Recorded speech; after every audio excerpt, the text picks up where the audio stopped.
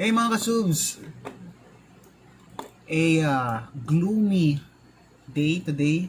As I am recording this video, the storm Rolly is hitting the Philippines. So let's pray for the safety of everyone and also the properties. Hopefully the damage will not be that much or that extensive. So we still have COVID to work on. So the video I have for you today is it's more of a somewhat between a wish list and a top 10, but I would give the title Polymer Guns I See Myself Buying If Steel or Alloy Pistols Do Not Exist. Because that's the only chance I find myself buying polymer pistols. I'm just not, into Tupperwares.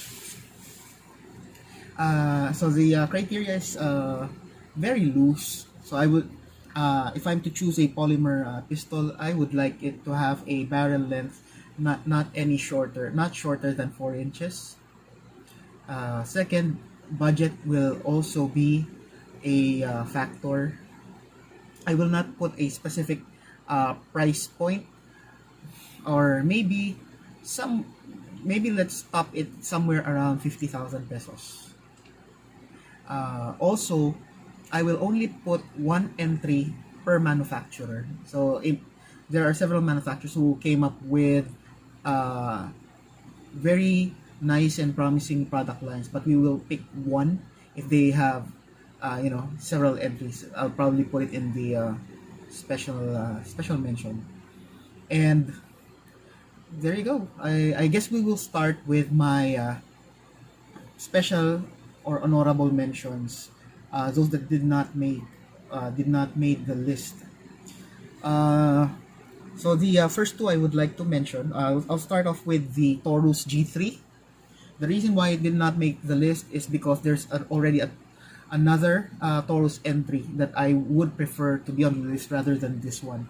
It does not mean that this gun is not good.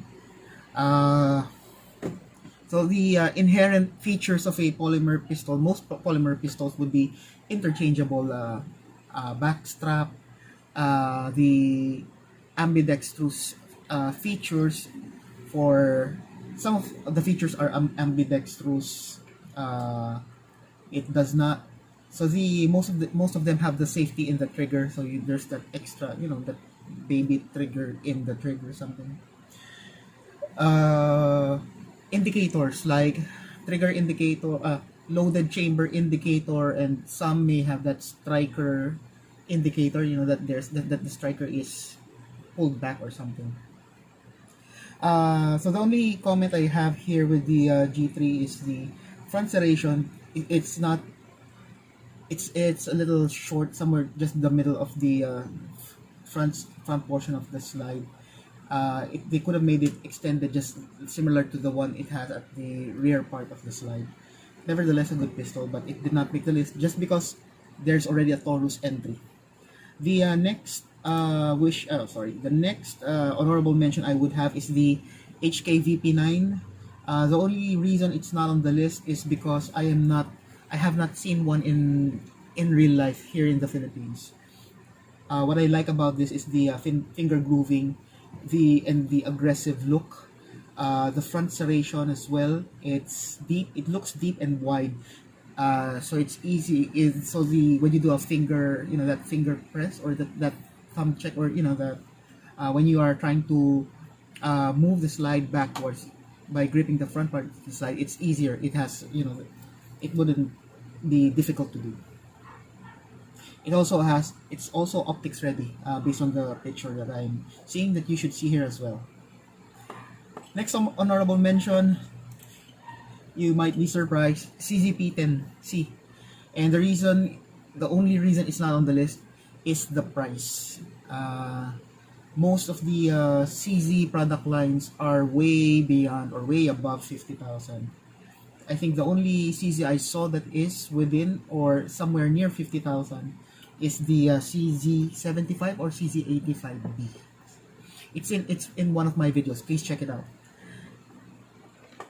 The last honorable mention, another, it again may be a shocker for some, Sig P320. Same as the previous firearm. The only reason it's not in the list is because of the price. Uh, just to give you an idea, other models of SIG that are not in full frame are already at 70,000 pesos. And that price is like 2 years ago. So just imagine a full frame pistol.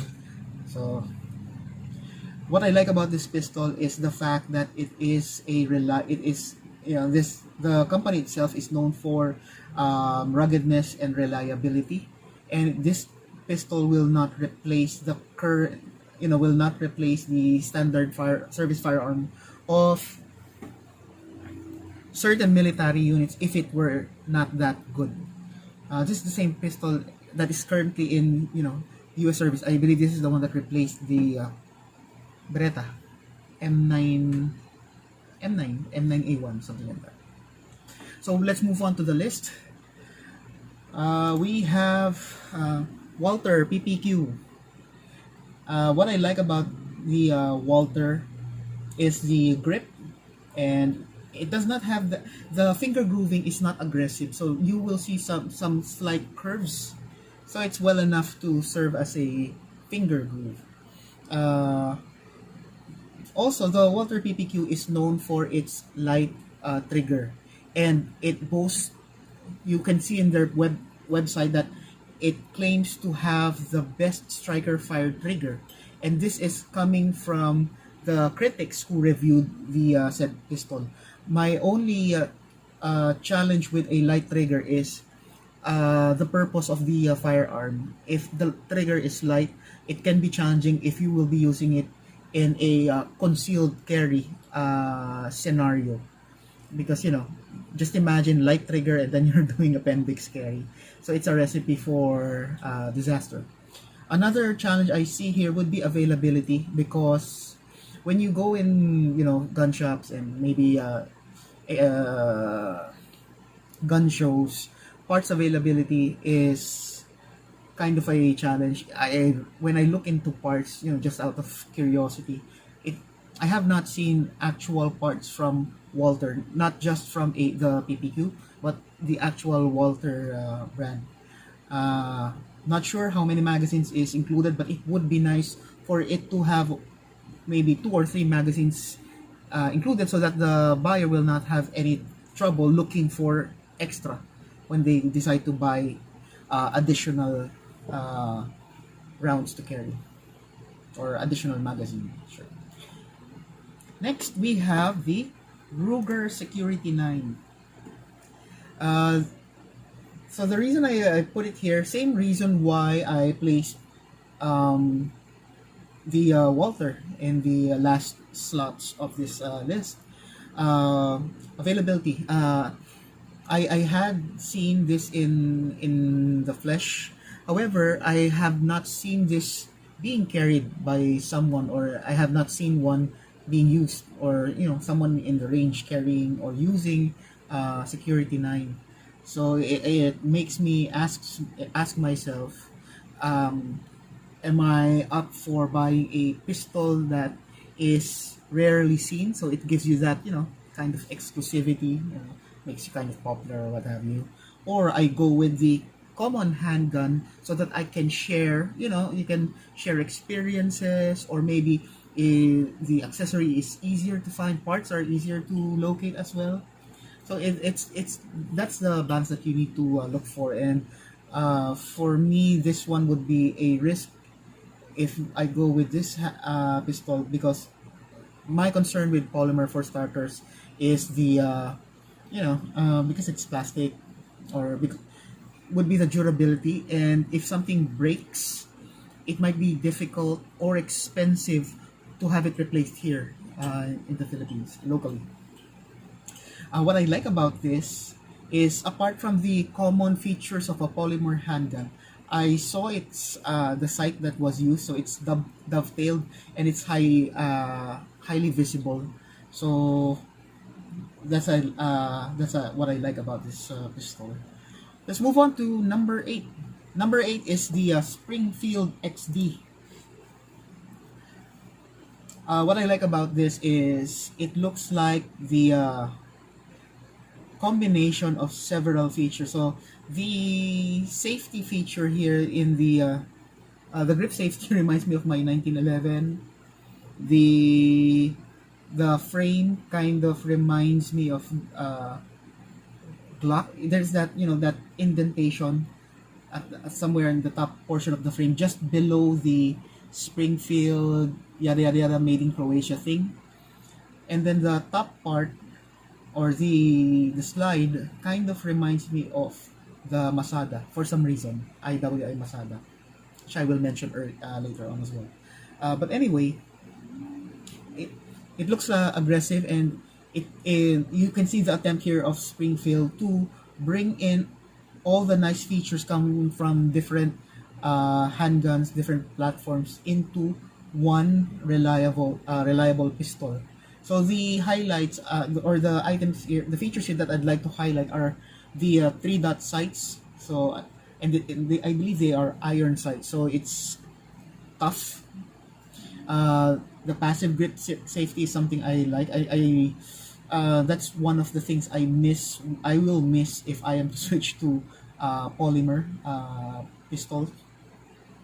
And this is the pistol that has both striker status and loaded chamber indicator. So striker status you will see some sort of like a pin at the back protruding, so you can visibly see it or you can feel it. So if it gives you the notion that the firearm is cocked. The other feature is the loaded chamber indicator, just tells you that there is a round in the chamber. What I feel can be a challenge here would be the mag release. It is ambidextrous, that is the good point, but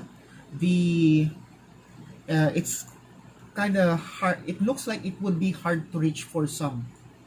And lastly, the price point for this pistol. So it's somewhere within, I guess, if I remember correctly, somewhere within the 50K range. So it's still within the limit that we've set. But for me, 50,000 is a lot of money. That's why I put it in the lower ranks. So we have number 7 on the list, the MNP 9 M2.0. Okay, so for this pistol, what I like about it is the grip angle and the low bore axis. So these two features allows you to have to manage the recoil, and then when after firing, it allows, these two features basically allows you to have that follow-up shots, accurate, good follow-up shots. I like the rear serration, so it's kind of different compared to other pistols. It's kind of new to me, and it allows better grip when racking the slide. What I don't, one more thing I'd like about this is the audible reset. So a reset is when you fire your gun and then kind of release the trigger slowly. It resets to allow you to make the second shot. So it is audible, meaning you can hear a clicking sound which tells you that it's ready to fire the next round. What I don't like about this is number 1, the front serrations. They are very tiny. So some say it's okay, but for me, okay, it's not. It's a reputable brand. And then the price again. So this can be swapped in, the position of Springfield and MNP and number 6, the next one that I'll be mentioning. They can be swapped because the only issue I have with them would be pricing. So now that we're about to hit the 15-minute mark, so I will stop the video here and continue this discussion on another video. So guys, please like and subscribe to the channel. Also click that bell notification. If there's new updates in this video, you'll be the first to know. And that's all I have for you. You guys stay safe. Have a great day. Please follow me on part 2 of this video.